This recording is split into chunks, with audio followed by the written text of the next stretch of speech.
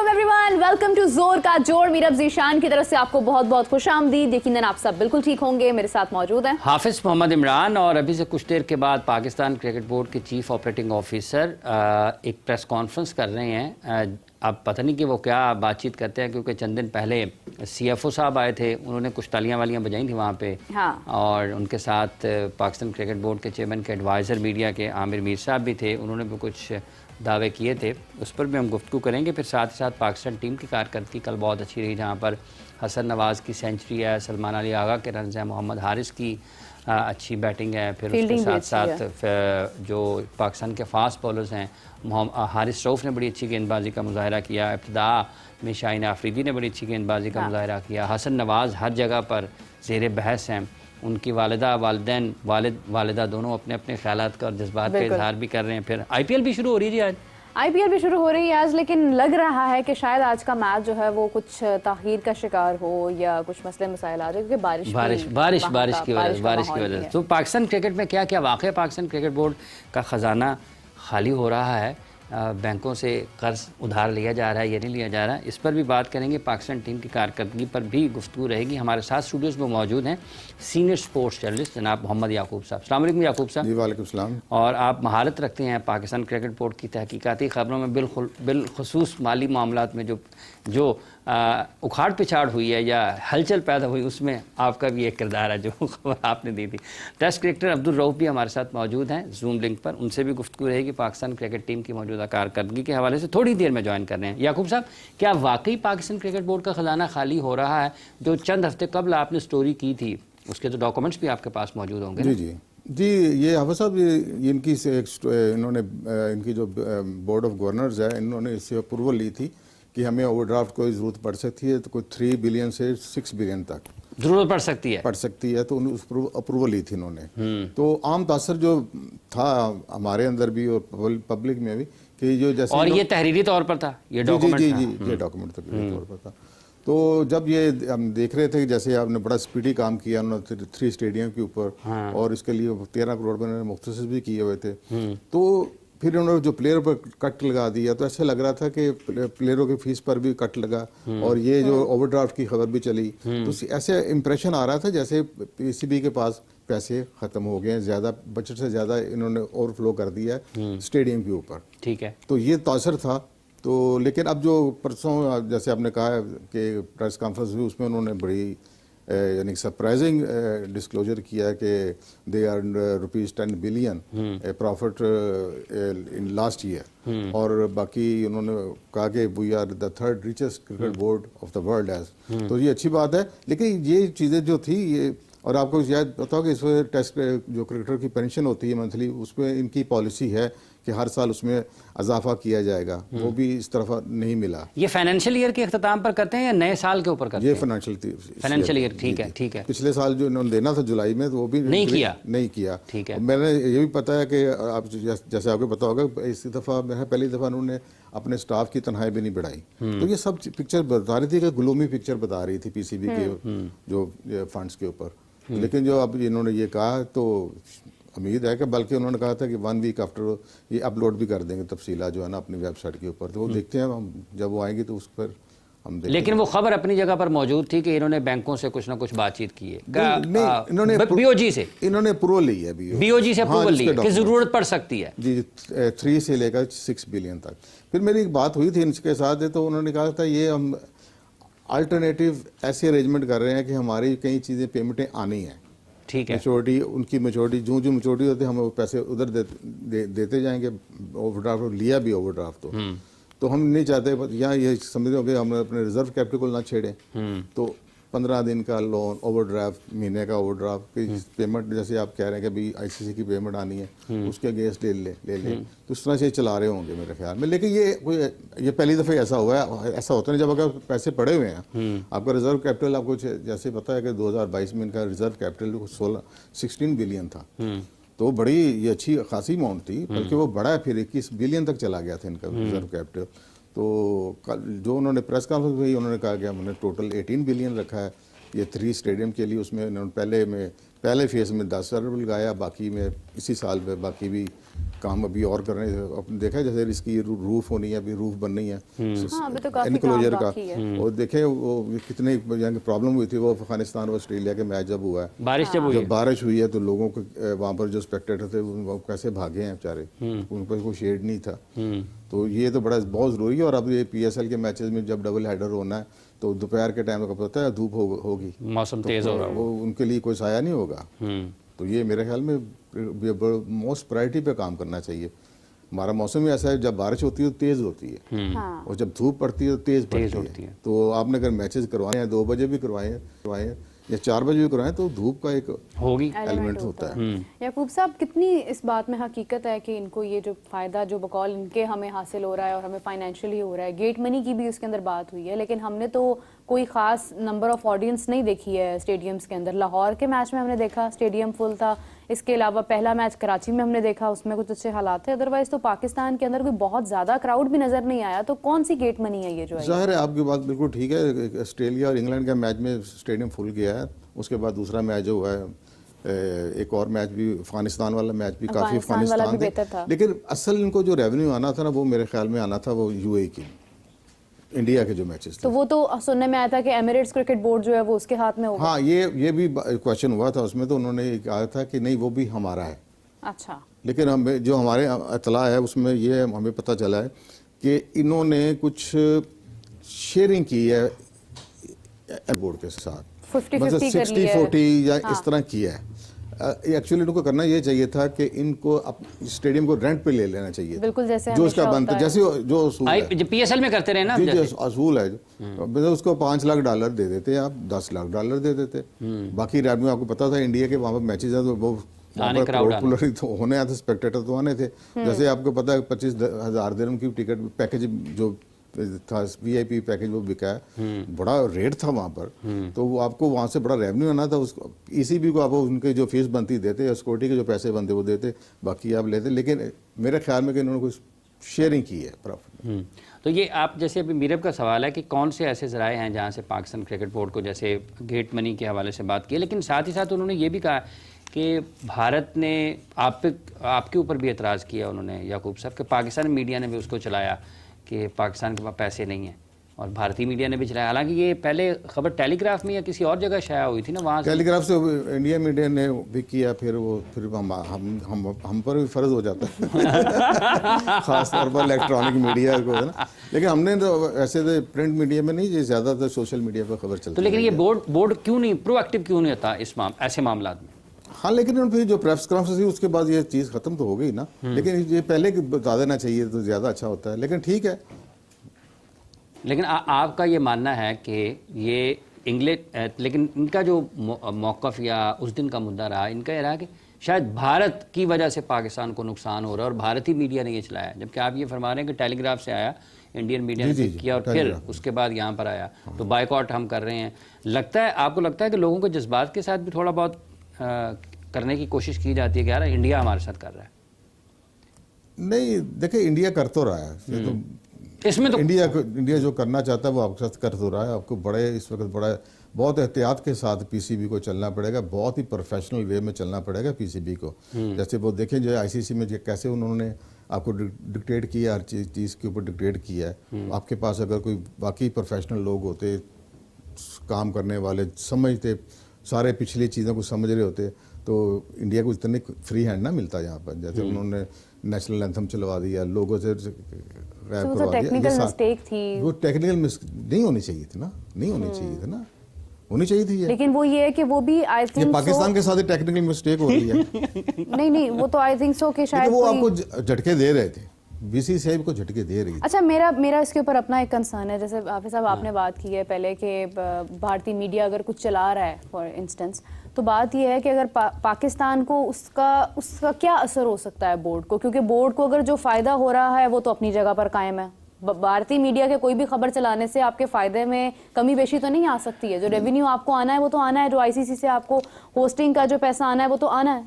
नहीं, वो रेपुटेशन में, स्टेटस में जरा बदनामी होती है रेपुटेशन ना, तो जीतने से होती बनती है। हम लोग चैंपियंस ट्रॉफी में अगर बिल्कुल, अच्छा वो- परफॉर्म करते, अगर हम इस वक्त हम फाइनल खेल के हम ट्रॉफी जीत चुके होते, तो कोई भी प्रोपोगेंडा होता, कोई भी प्रॉब्लम होती, इंडिया जितना भी स्ट्रांग होता, हम खबरों में अव्वल फहरिस्त होते। बिल्कुल, मैं टोटली एग्री विद यू कि जब परफॉर्मेंस होती है ना तो आपके सारे ऐप भी छुप जाते हैं। हाँ, आपके सारे ऐप छुप जाते हैं।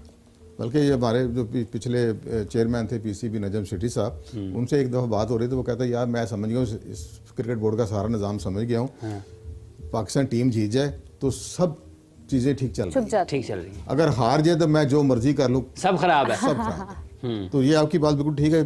टीम के साथ बहुत सारी ऐप छुप जाते हैं, फ्लॉ छुप जाते हैं इनके, लेकिन ये है कि जब लेकिन आपकी टीम ने परफॉर्म नहीं याकूब साहब किया, टीम में परफॉर्म ने किया। अभी आपने कहा कि पाकिस्तान क्रिकेट बोर्ड को बड़ी पेशावराना महारत की ज़रूरत है इस वक्त में, कि जब आप देखते हैं कि भारत, एंडी रॉबर्ट्स ने भी कहा कि बीसीसी आईसीसी को उन्होंने कहा कि बीसीसीआई, तो इस वक्त में पाकिस्तान क्रिकेट बोर्ड उस प्रोफेशनलिज्म का मुजाहरा कर रहा है बैनुल अक़वामी सतह पर, या ये जो बयानात देना ये आपके ख्याल में ज़रूरी है, या लोगों से बातचीत करना, ईसीबी से बात करें, क्रिकेट ऑस्ट्रेलिया से बात करें, न्यूजीलैंड से बात करें, साउथ अफ्रीका से बात करें, वो जो अंदर आप कुछ कर सकते हैं वो करें, क्या हाँ आपकी राय है? कोशिश तो करनी चाहिए। गो कि इनकी वो आवाज़ में वो स्ट्रेंथ नहीं है, स्ट्रांग नहीं है वॉइस इस वक्त पाकिस्तान की। जब इंडिया के साथ आप मुकाबला करेंगे ना इस वक्त क्रिकेट की वर्ल्ड में, तो पाकिस्तान की आवाज़ बहुत वीक हो चुकी है। वो मैं फिर ये कहूँगा कि पाकिस्तान की टीम परफॉर्म करे ना, तो हाँ। इनकी टीम, इनकी आवाज़ में भी जान आ सकती है। जैसे आप खेल रहे हैं, वर्ल्ड कप में आपने खेले हैं, अमेरिका से आप हार गए, तो आपकी वैल्यू तो ख़त्म, वो टीम की, आपके बोर्ड की वैल्यू भी डैमेज होती है इससे। बिल्कुल होती है। ठीक है, तो इंडिया का मुकाबला करने के लिए जैसे आप कह रहे हैं, तो देखिए अगर आपने यही सरकारी अफसर लेकर चलाना है तो ये पुल और सड़कें बनाने वाला काम नहीं है। ये है handle to handle cricketers, to produce cricketers, फिर उनको हैंडल करना, फिर इंटरनेशनल क्रिकेट की सतह पर जब बैठते हैं तो वहाँ पर क्रिकेट की बात होती है। तो वहाँ पर तो आपको लॉजिक के साथ चलना पड़ता है और अपने केस को प्लीड करना पड़ता है। तो मेरे ख्याल में ये चीज़ें इनके अंदर नहीं है, मेरे ख्याल में भी हमारे पास। एक हमारा ये भी बहुत बड़ा इशू है कि जहाँ पर जब टीम बनती है, जैसे ही टीम अपना कोई मोमेंटम पकड़ती है तो साथ ही चेयरमैन तब्दील हो जाता है, या कोई और तब्दीली बोर्ड में ऐसी बड़ी हो जाती है कि जिसके बाद टीम फिर से टूट जाती है। ये बहुत बड़ा फ्लॉ है हमारे सिस्टम में। ये मैं आपके प्रोग्राम में भी और अपने आर्टिकल में भी लिख चुका हूँ कि ये स्टार्ट होती है, चीज़ें डैमेज होती हैं। स्टार्टिंग पॉइंट जो है ना ये फ्लैश का, वो है प्राइम मिनिस्टर हाउस है। कि जब प्राइम मिनिस्टर आता है तो ये चेंजेस होती हैं। जब प्राइम मिनिस्टर आता है वो नया पीसीबी चेयरमैन लगाता है, जब चेयरमैन लगाता है फिर वो सिलेक्टर, अपनी सिलेक्शन कमेटी चेंज करता है, वो अपना कप्तान चेंज कर देता है। ठीक है, तो ये स्टार्टिंग वहाँ से होती है। तो फिर हम क्यों कहते हैं कि बीसीसीआई के अंदर सियासत इन्वॉल्व है? फिर तो पाकिस्तान में भी बीसीबी में सियासत इन्वॉल्व है। बीसीसीआई में कहाँ सियासत इन्वॉल्व है? कहते हैं ना कि अगर सियासी मसाइल हैं, आपको लर्न करना है, बल्कि बीसीसीआई से लर्न कर रहे हैं आप, क्रिकेट ऑस्ट्रेलिया के सिस्टम से लर्न करें। वहाँ पर उनकी जो स्टेट्स है वो इतनी इंडिपेंडेंट है कि आप सोच नहीं सकते। मसलन मैं कहता हूँ कि बीसीसीआई के जो जे शाह हैं, जो भी है, उसकी भी ये जरूरत नहीं है कि वो बम्बे की टर्न पर टेस्ट मैच है और वो दिल्ली को दे दे या वो चेन्नई को दे दे, वो तो खा जाएंगे उसको, क्योंकि उनकी जो बॉडीज है ना, वो स्टेट्स की बॉडी जो है उनकी, वो बहुत स्ट्रांग है, असूलों पर नहीं स्ट्रांग है ना, वो इंडिपेंडेंट है, इलेक्टेड है। इस तरह का साहब नहीं है कि ऊपर से आ गया कि एक चेयरमैन का आ गया, एक मैसेज आया तो ये सारे हमारी रीजनल बॉडी डाउन हो जाती। क्यों डाउन हो जाती? कि इनके अपने पास वसाइल ही नहीं है, और इनको वो अंपायर भी दे रहे हैं, इनको वो खिलाड़ियों के पैसे भी दे रहे हैं, उनको ग्राउंड भी दे रहे हैं कि बस तुम चुप करके काम करते रहो, बोलना नहीं है, इन्हें चुप करके बैठे रहो। तो जब चुप करके बैठे रहेंगे आप तो आपके फ्लॉज कैसे बाहर आएंगे? मतलब ये, इसका मतलब ये जो आपने कहा है कि जो आपकी एसोसिएशंस हैं जी उनका मजबूत होना, और जैसे ये बीसीसीआई नहीं बदल सकता। अगर मैच आपका दिल्ली में है तो आप उठा के किसी और स्टेट, टर्न वाइज चल रहे हैं, नहीं दे सकता वो। और यहाँ पे तो और आप फिर जब उसकी सिलेक्शन होती है तो उसमें आप देख लें कि वो अगर बम्बे का लड़का आ रहा है आगे, उसका मेरिट पर है, तो दिल्ली का लड़का डाल के दिखाए उनका सिलेक्टर। हाँ, नहीं डाल सकते, वो स्ट्रांग है ना। सही बात। या आपके इनको स्ट्रांग नहीं किया जा रहा, ये रीजनल बॉडी को स्ट्रांग नहीं किया जाए इनको, लाइक मैं कहना नहीं चाहता, लेकिन बिल्कुल ऐसे जैसे ये बच्चों की तरह इस्तेमाल करें, दबाया हुआ है, बस दबाए रखें, जुबान बंदी है, बोलना नहीं, आपने पैसे भी आ रहे हैं आपको, हाँ आपके डे टू डे अफेयर्स चल आपको रहे हैं। कुछ करने की जरूरत नहीं है, आपने बस ना ओबे करते जाए, ओबे करते जाए, जहां आप बोलेंगे वहीं आपको निकाल तो दें। वैसे एआई का दौर है, फिर एआई के थ्रू क्रिकेट टीम बना लेते हैं। ये चलती फिरती है ये ना असल में, ये बहुत बड़ा फ्लॉ है हमारे सिस्टम में। हाँ, एक तो मैंने जो कहा कि प्राइम मिनिस्टर चेंज प्राइम होता मिनिस्टर, है, और दूसरा एसोसिएशन की कमजोरी, ठीक है, और दूसरी एसोसिएशन को कमजोर किया गया है। अब किया देखें, गया। 2014 का कॉन्स्टिट्यूशन कब का बहाल हुआ है, ये जब से प्राइम मिनिस्टर आए ठीक है, हैं, हाँ। हुआ ना, कोई जनरल बॉडी मीटिंग हुई है, हालांकि साल में एक मीटिंग होनी है, वो एक भी वो भी नहीं हुई, नहीं हुई।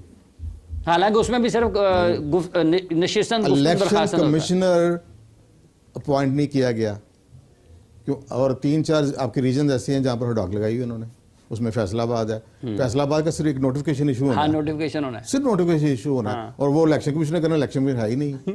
मुल्तान में एक इलेक्शन होना है, सियालकोट का इलेक्शन होना है, सियालकोट का तो बड़ा शानदार इलेक्शन है ना। ठीक है जी, जो भी है कोई बस ये क्यों कर रहे हैं बस। अच्छा ये भी कुछ दिन पहले हम लोग डिस्कस कर रहे थे, हाफिज साहब ने बल्कि इसके ऊपर बात की, हाफिज साहब हमारे साथ Zoom पे मेरे ख्याल से राणा साहब थे, हाँ। फारूक शहदार राणा साहब साबिक इलेवन, उन्होंने कहा जी ये एक आइन की खिलाफ वर्जी है। जी जी बिल्कुल है, क्योंकि आइन ये कहता है कि आपने, लेकिन इनको सूट करता है ये कि इलेक्शन कमिश्नर ना हो, इडाक हो, हम खुद ही चलाते रहे।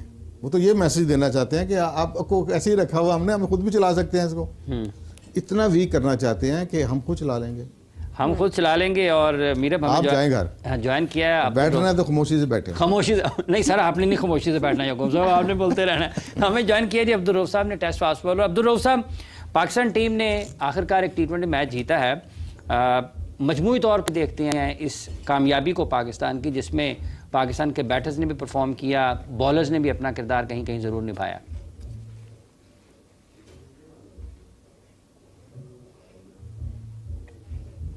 जी रऊफ साहब, आपको आवाज़ आ रही है, सुन रहे हैं आप?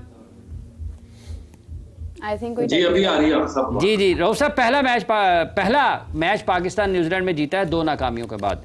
किस तरह से देखते हैं मजमूई तौर पर इस कामयाबी को? हसन नवाज के रन हैं, सलमान के, हारिस के, पाकिस्तान के बॉलर्स ने भी विकेटें तो लीन, ऑल आउट किया न्यूजीलैंड को। देखिए मेरा ख्याल है कि एक तो बड़ी सेटिस्फाइंग विकेट थी, क्योंकि काफी अरसे से पाकिस्तान कोई मैच नहीं जीता था, तो ये तो एक मेरा ख्याल है कि एक गुड न्यूज है कि पाकिस्तान को काफी अरसे के बाद एक विक्ट्री मिली, और इसको पाकिस्तान को डेफिनेट उस पर पूरी कौम को खुश भी होना चाहिए। और जिस तरीके से जो पाकिस्तान के बैट्समैन थे, हसन नवाज या सलमान अली आगा, जिस तरह उन्होंने टारगेट को चेज किया, वो मेरा ख्याल है कि आप उसको रिमार्केबल अचीवमेंट कह सकते हैं। आज के न्यूजीलैंड की टीम में एस्टैब्लिश प्लेयर्स शामिल नहीं है, उन्होंने जो अपनी सेकंड टीम है उसको पाकिस्तान के खिलाफ चांसेस दिए, मगर उसके बावजूद आप वहां पर जाकर न्यूजीलैंड में अगर किसी मैच में शिकस्त देते हैं तो डेफिनेट वो एक अच्छी परफॉर्मेंस ही कंसीडर की जाएगी।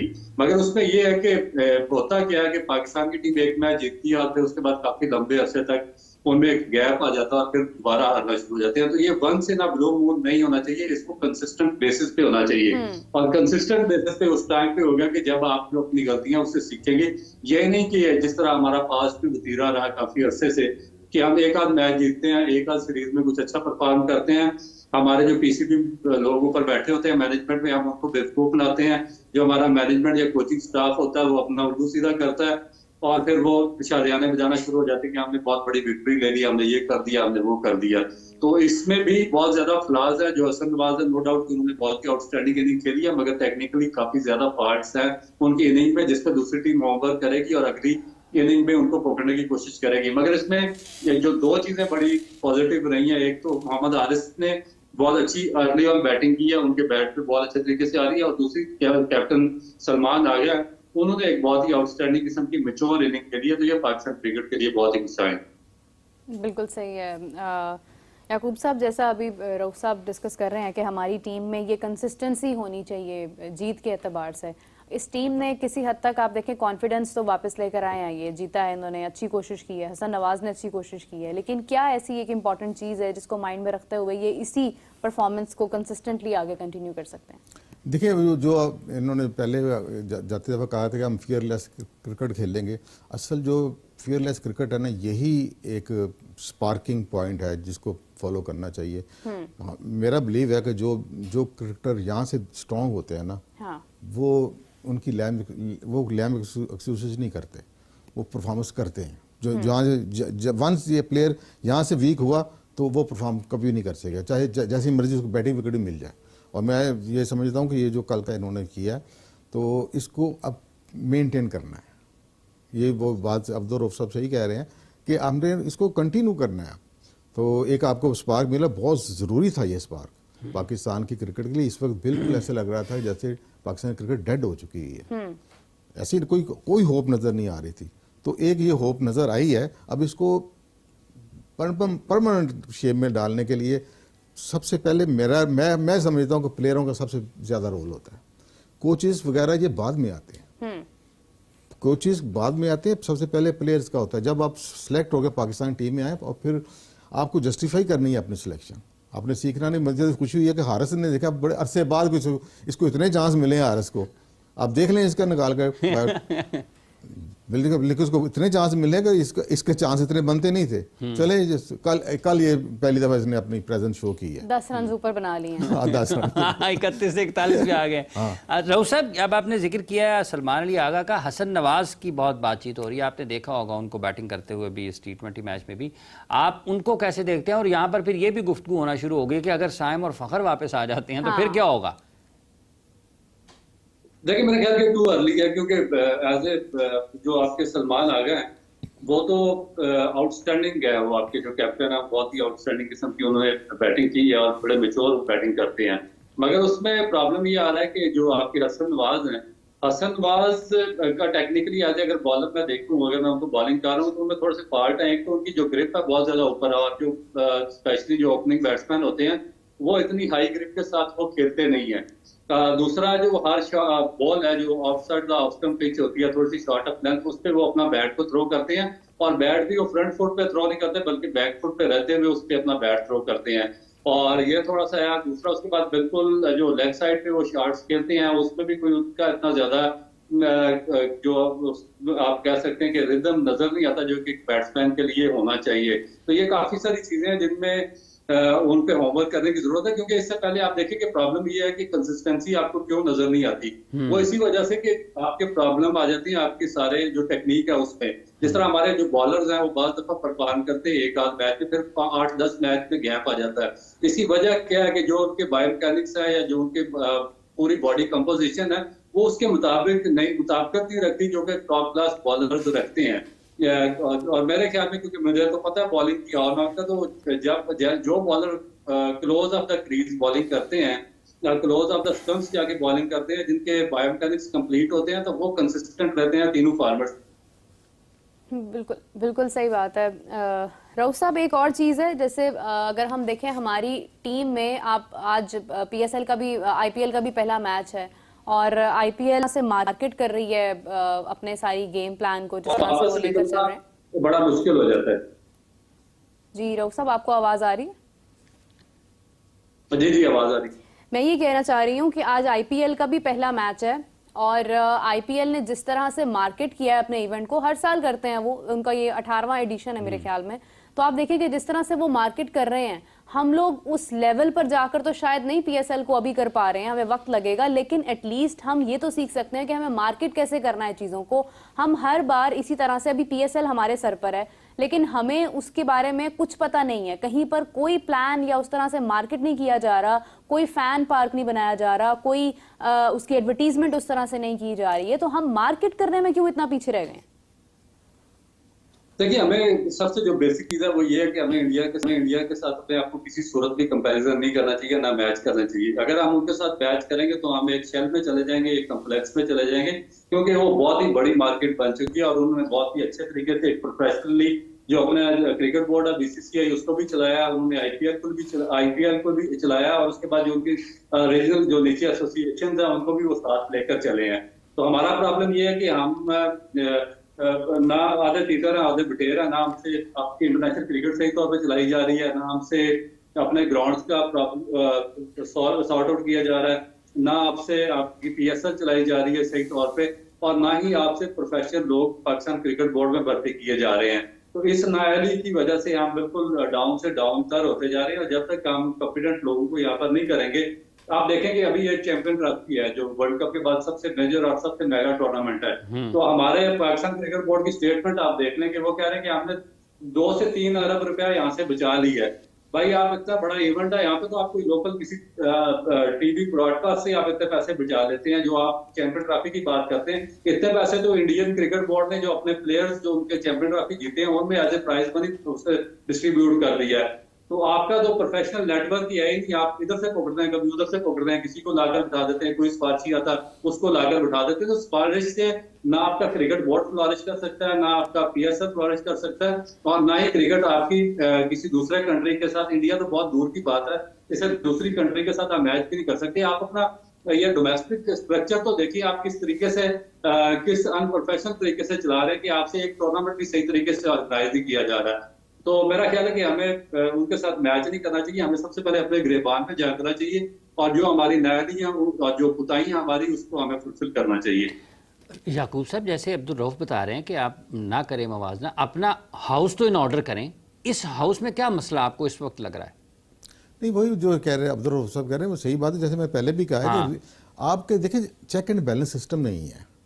अगर आप चीफ सेलेक्टर बन गए हैं तो आप पर चेक एंड बैलेंस सिस्टम नहीं है। आप जो मर्जी लड़के जिस मर्जी को लड़के को ले आए, बाद में आप कहेंगे जी मैं एक्सेप्ट करता हूँ परफॉर्मेंस को, लेकिन उसकी रेमेडी कोई नहीं है। ठीक है, ये शायद आपको याद हो 90s के एरा में एक काउंसिल होती, general council, sorry executive council, नहीं एक काउंसिल होती थी, काउंसिल मीटिंग काउंसिल होती थी। उसमें थे लाहौर, कराची, सियालकोट, मुल्तान, 6 मेंबर होते थे उसमें, ये जो रीजन के होते थे। और हम उस वक्त इतना स्ट्रॉन्ग मीडिया नहीं था, तो प्रिंट मीडिया होता था, तो we have to wait for many hours standing, बाहर खड़े होना पड़ता था। हम खड़े रहते थे कि ये अंदर मीटिंग हो रही है, काउंसिल के members are in argument with the chief selector team के ऊपर कि क्या बना रहे हैं। हाँ, उसके बाद उसके जब वो बहस हो जाती थी हर लड़के के ऊपर और वो सेटिस्फाई होती थी काउंसिल, तो उसके बाद ये टीम अनाउंस होती थी। उसमें ये होता था तो वो तो मैनेजर भी टीम का जो अप्रूव अगर लाहौर का लड़के को प्रायोरिटी दी जा रही है, आउट ऑफ वे दी जा रही है, तो उसमें कराची बोलता था कि क्यों शामिल कर रहे हो भाई, बोलता था। ठीक है, सियालकोट, तो एक चेक एंड बैलेंस आ जाता था सिलेक्शन कमेटी के ऊपर। इस वक्त कोई सिलेक्शन कमेटी कोई चेक एंड बैलेंस नहीं है। इसी तरह ही चेक एंड बैलेंस आपके किसी भी पीसीबी चेयरमैन पर नहीं है। जो वो चाहता है वो, जैसे आपने देखा बीओजी की मीटिंग रिपोर्टिंग होती रही है कि 23 मिनट की मीटिंग हुई है, 20 मिनट की मीटिंग हुई है, बस आए हैं बैठे हैं, ये है और उठ गए। इसका मतलब कि जो चाह रहा है वो, उस पर चेक एंड बैलेंस नहीं है, उसको कोई रोकने वाला नहीं है। इसी तरह ही प्राइम मिनिस्टर को वो चेक एंड बैलेंस भी नहीं है कि मैं किसको पिक करने लगूं, इसका कोई तल्लक है क्रिकेट के साथ या नहीं है, या नहीं है, कोई तल्लक नहीं है। अच्छा, एक और बहुत इंपॉर्टेंट चीज़ है, कतई कलामी की माजरत चाहती हूँ। हमने पास्ट में देखा है वसीम अकरम साहब हैं, शोएब अख्तर हैं, या और शोएब मलिक हैं, जितने भी नाम आप ले लें, उन सबको बात करनी आती है। They can talk very well. आप उनसे, वो भी बहुत सारी चीज़ों पे क्वेश्चन रेज करने की एबिलिटी रखते हैं। एक तो परफॉर्मेंस होती थी उनकी, दूसरा उनके पास अल्फाज होते थे, तीसरा वो इतना ज़्यादा कंफ्यूज नहीं होते थे कि उनसे बात ही नहीं हो रही है। आज हमारे क्रिकेटर्स का एक ये भी बहुत बड़ा इशू है कि परफॉर्मेंस तो चले नहीं आ रही है, लेकिन हम बात भी नहीं कर पा रहे हैं। हम किसी किस्म की कोई एजुकेशन नज़र नहीं आती है, हम सेल्फ ग्रूम्ड नहीं रहे हैं कि हम बात कर सकें, हम कोई पॉइंट रेज कर सकें कॉन्फिडेंटली। तो डोंट यू थिंक ये भी एक बड़ी इंपॉर्टेंट चीज़ है इसके अंदर? नहीं जी, हम देखिए, मैं कहता हूं कि अगर आपको बात नहीं भी करनी आती तो ना करें, लेकिन परफॉर्मेंस जरूर दें। नहीं, बात भी आनी चाहिए। परफॉर्मेंस जरूर दें। देखिए, आप जब कप्तान बनते हैं, आपने प्रेस कॉन्फ्रेंस करनी होती है। दुनिया में कई लोग हैं वो नहीं बोलते, वो उनके साथ जो इंटरप्रेटर आ जाता है बोलता है, ये बात आपकी परफॉर्मेंस आपको देनी पड़ेगी। परफॉर्मेंस वो रोनाल्डो ही है। जी देखिए ना, अब आप देखें ना, अब एक और चीज़ है कि आप कह रहे हैं जो क्रिकेटर की लाइफ होती है बड़ी टफ, ये बड़ा मुश्किल से क्रिकेटर बनता है। आप देखें हर साल हज़ारों डॉक्टर बनते हैं, हज़ारों इंजीनियर बनते हैं, हज़ारों कंप्यूटर के एक्सपर्ट बनते हैं, लेकिन क्रिकेटर नहीं, वो बनते हैं लेकिन वो आगे आते नहीं। बड़ा टफ जॉब है। उन्होंने जब देखिए उन्होंने जो मैच खेलना, सारा सारा दिन ग्राउंड में रहना है, ये क्रिकेट गेम ही ऐसी है, आपको सारा दिन आपकी एजुकेशन से आप थोड़ा लैग तो कर जाते हैं। अच्छा, ये लैग कर जाते हैं, लेकिन आपको क्रिकेटर तो पूरा होना चाहिए, ये नहीं आधा तीतर पर ना क्रिकेटर पूरे ना आप ग्रुप। नहीं, रऊफ साहब से बात करते हैं, वो भी आखिर क्रिकेटर रहे हुए हैं, वो बेहतर बता सकते हैं। रऊफ साहब, मैंने जो पॉइंट रेज किया, आपको लगता है कि ये किसी हद तक ठीक है कि आपकी सेल्फ ग्रूमिंग भी तो होनी चाहिए, आपको भी पता होना चाहिए कि आप टेक्निकली क्या बात कर रहे हैं, आप क्या पॉइंट रेज कर रहे हैं, आपको कहां पर किसको क्या बात करनी है? डोंट यू थिंक कि ये होनी चाहिए चीज एक क्रिकेटर में? देखिए, आजकल तो पूरी दुनिया में ये चीज सिखाई जाती है, और फिर जो जिस तरह मीडिया हैंडलिंग है, जो बाकी क्रिकेट बोर्ड्स हैं, जब वो किसी को इस तरह की प्रोफेशनल ड्यूटी देते हैं, किसी को कैप्टन बनाते हैं, वाइस कैप्टन बनाते हैं, तो उनको मीडिया हैंडलिंग भी सिखाते हैं और उनको बताते हैं कि किस तरीके से आपको मीडिया में बात करनी है और इन पॉइंट्स को आपने फोकस रखना। मगर दूसरी तरफ महबूब साहब की बात भी बिल्कुल ठीक है कि जो आपकी परफॉर्मेंस है वो बोलती है, और जो आपकी परफॉर्मेंस है वो आपके अंदर कॉन्फिडेंस पैदा करती है, और जब जितना ज्यादा आप परफॉर्म करते जाते हैं उतना ज्यादा आपकी जो आपकी बातचीत है उसमें सेंस आती जाती है और उतना ज्यादा आपके अंदर कॉन्फिडेंस आता जाता है। तो हमारा प्रॉब्लम यही है कि एक तो परफॉर्मेंस भी नहीं हो रही उस तरीके से, और फिर दूसरा जो पाकिस्तान क्रिकेट बोर्ड है वो भी काफी अरसे से जो प्लेयर्स को एजुकेट भी नहीं कर रहा। एजुकेशन प्रोग्राम तो आप चला रहे हैं बहुत अरसे से, मगर उसमें एक और चीज आप देखें कि इनका कोई सेकंड पाथवे है नहीं। ये जो सारा कुछ पाकिस्तान क्रिकेट, जब आप देखें कि इररिलेवेंट लोगों को पैराशूट के जरिए ऊपर से उतारेंगे ना, तो वो शॉर्ट टर्म प्लानिंग करेंगे, वो अपने पैसे बनाएंगे, अपने जो दोस्त यार होंगे उनको ब्लाइज करेंगे, उनके पैसे बनाएंगे, शॉर्ट टाइम उनकी प्लानिंग होगी, और उससे पाकिस्तान क्रिकेट का बहुत ज्यादा डैमेज हो रहा है। और ये पिछले 15 साल से मैं देख रहा हूँ कि इसी तरह के पैराशूटर्स आ रहे हैं और पाकिस्तान क्रिकेट को डैमेज कर रहे हैं। जब आपकी डीप रूट्स होंगे सिस्टम से, 35-40 साल का आपका एक्सपीरियंस होगा कि आपका ग्रास रूट स्ट्रक्चर किस तरीके से चलना चाहिए, आपने बच्चों को किस तरीके से उनको स्ट्रेंथन करना है, उनकी एजुकेशन पे किस तरह काम करना, उनकी टेक्निक पे किस तरह काम करना, तो फिर आप एक पैरेलल जो आपका डोमेस्टिक स्ट्रक्चर है जूनियर लेवल से, अंडर 16, अंडर 17, अंडर 19, आपका फर्स्ट क्लास स्ट्रक्चर, ये सारे को साथ पैरेलल लेकर चलेंगे और इसको भी इतनी इंपॉर्टेंस देंगे जितनी आप पाकिस्तान क्रिकेट टीम को इंपॉर्टेंस देते हैं। तो फिर आपके जो प्लेयर्स हैं वो साथ साथ बिल्ड होते हैं, आप उनको सिखाते हैं कि भाई जो कैप्टन होता है उसकी क्या उसमें क्या विजन होना चाहिए, उसकी क्या एबिलिटीज होती है, उसने टीम को किस तरीके से साथ लेकर चलना होता है, उससे डिसीजन मेकिंग किस तरह करनी होती है, उसको प्लानिंग किस तरह करनी होती है, कोच के साथ मिलकर फिर जो प्लान बनाना होता है उसको ग्राउंड के अंदर किस तरीके से एग्जीक्यूट कराना होता है। तो ये right from the under 16, under 17 level पे आपको बच्चे को सिखा देना चाहिए। मगर अनफॉर्चुनेटली जो हमारा पूरा कोचिंग जो आपकी ये फर्टर्निटी है, जिसपे काफी अर्सा से मैं बात कर रहा हूँ, ये सारी इलिटरेट है, इस पे कोई मैट्रिक फेल है, कोई मैट्रिक पास है। जहाँ तक जो आपने बात की है ना, मैं उसी को उससे रिलेट करता हूँ कि मैं तो इस सिस्टम का बहुत लंबा अर्सा हूँ, 8-10 साल मैं मुल्तान का कैप्टन रहा हूँ। तो ये जो कोच भेजते रहे पाकिस्तान क्रिकेट बोर्ड वाले ऊपर से, वो क्या करते हैं, वो बच्चे को बताते हैं कि भाई कोच ने इनिंग डिक्लेयर करनी होती है, कोच ने टॉस का फैसला करना होता है, कोच ने कौन सा रूलर हैवी लाइट या मीडियम रूल लेना उसका फैसला करना होता है, कोच ने टीम खिलानी होती है, कोच ने सारे डिसीजन लेने होते हैं। तो फिर जो आपकी जो कैप्टन होता है उसकी ग्रूमिंग होती ही नहीं है, उसको बात करना ही नहीं आती। हाँ। फिर बाबर आजम जी आप एक शेल पे चले जाते हैं, जो आप बाबर आजम को क्रिटिसाइज करते हैं ना कि एज ए कैप्टन वो बिल्कुल शेल में रहे हैं, कोई उन्होंने डिसीजन नहीं दिया।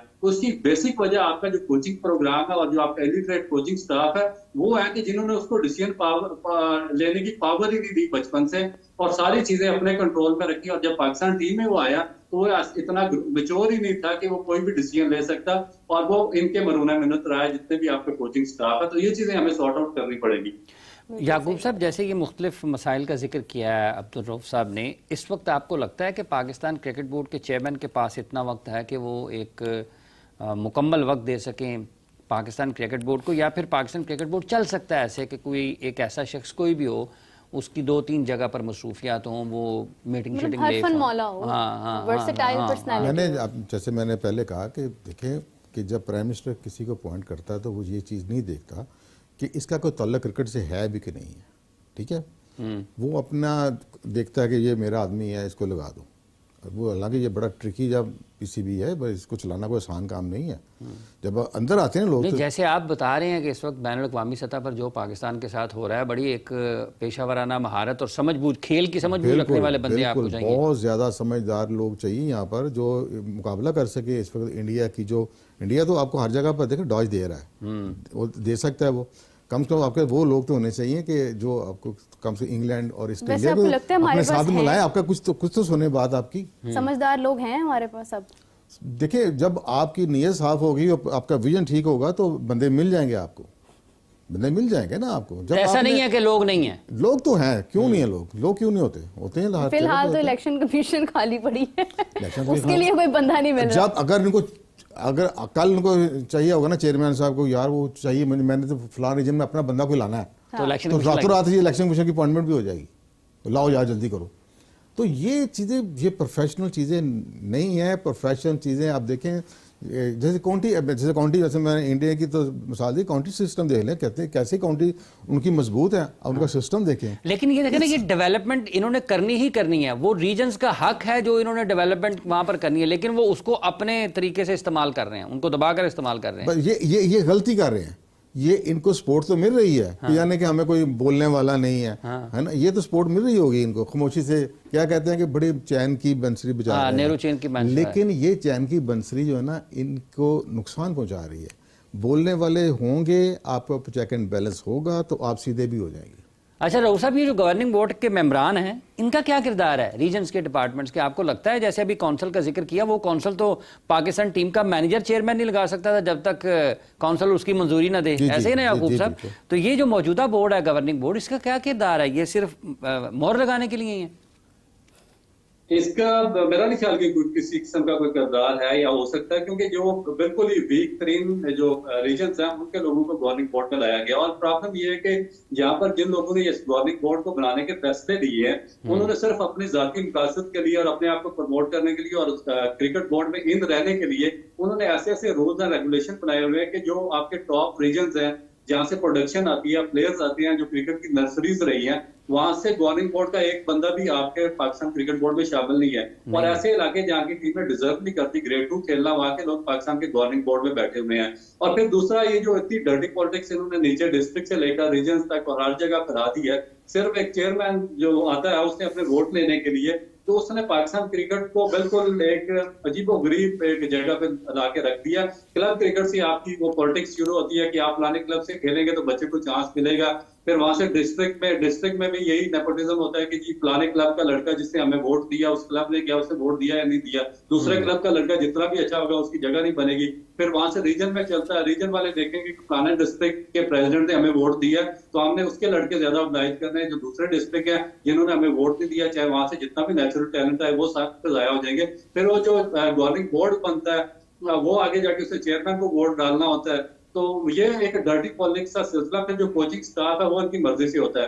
बेसिकली जो आपका, जब तक गवर्निंग बोर्ड आपका स्ट्रेंथन नहीं होगा, पावरफुल नहीं होगा और उसकी जो बेसिस है वो न्यूट्रल बेस पे नहीं बनाया जाएगा, आपका क्रिकेट आगे बढ़ ही नहीं सकती। क्योंकि ये जो आप जितनी भी बातें कर रहे हैं, ये सारे मसाइल आपके डिस्कस होते हैं गवर्निंग बोर्ड में। गवर्निंग बोर्ड इतना ही पावरफुल होना चाहिए, आपकी टीम सिलेक्शन, आपका कोचिंग सिलेक्शन जो पैनल उसकी सिलेक्शन, आपका डायरेक्टर डोमेस्टिक, डायरेक्टर इंटरनेशनल और डायरेक्टर मीडिया और जितने डायरेक्टर्स आपने अपॉइंट करने होते हैं वो सबकी नॉमिनेशन होनी चाहिए, उस सबकी डिस्कशन होती है गवर्निंग बोर्ड में।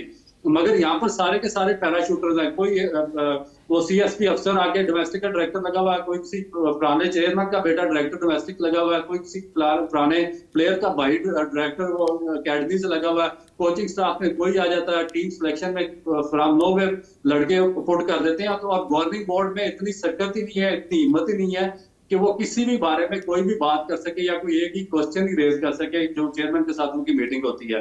तो इस तरीके से आप क्रिकेट को कैसे आगे बढ़ाएंगे। फिर दूसरी चीज ये है कि जो 2014 का कॉन्स्टिट्यूशन इन्होंने खत्म किया था और इमरान खान के दौर में 2019 का नया कॉन्स्टिट्यूशन लाए थे, वो उसमें इन्होंने सारी पावर्स अपने पास रख ली थी और सेंट्रलाइज कर दिया था उसको। अब दोबारा 2014 के कॉन्स्टिट्यूशन को रीइंस्टेट किया प्राइम मिनिस्टर ऑफ पाकिस्तान ने और जो आपकी पावर थी वो डिस्ट्रीब्यूट कर ली थी दोबारा रीजन्स को, मगर उसको चलाया वैसे ही 2019 के कानून के मुताबिक कराया और रीजन्स के पास कुछ भी नहीं है। और रीजन्स बिल्कुल खाली हाथ बैठे हुए हैं, उनकी कोई से नहीं है, ना वो कोई फैसला कर सकते हैं, ना उनको कोई गेट बनी जाती है, ना उनके अपना स्टेडियम डेवलप कर सकते हैं, ना अपना कोई कोचिंग स्टाफ डेवलप कर सकते हैं, ना कोई अपनी अकेडमी लगा सकते हैं। तो इसमें आप मेरा नहीं ख्याल कि हमें कोई इसमें कोई आगे खातर का नताज नजर आ रहे हैं सिस्टम से। खिलाड़ी तक अपनी मर्जी से नहीं शामिल कर सकते हैं। रऊफ साहब, आपका बनता है कि आप जो है ना वो चक्कर लगाया करें हर हफ्ते बोर्ड का। बहुत जरूरत है हमें ऐसी समझ बूझ की, क्योंकि हम लोग वाकई में बहुत लैग कर रहे हैं कुछ लोगों से जो कि मैटर पे लोगों की जरूरत है, उनको पढ़े लिखे लोगों की जरूरत नहीं है। वहाँ पे जो चापलूस होगा,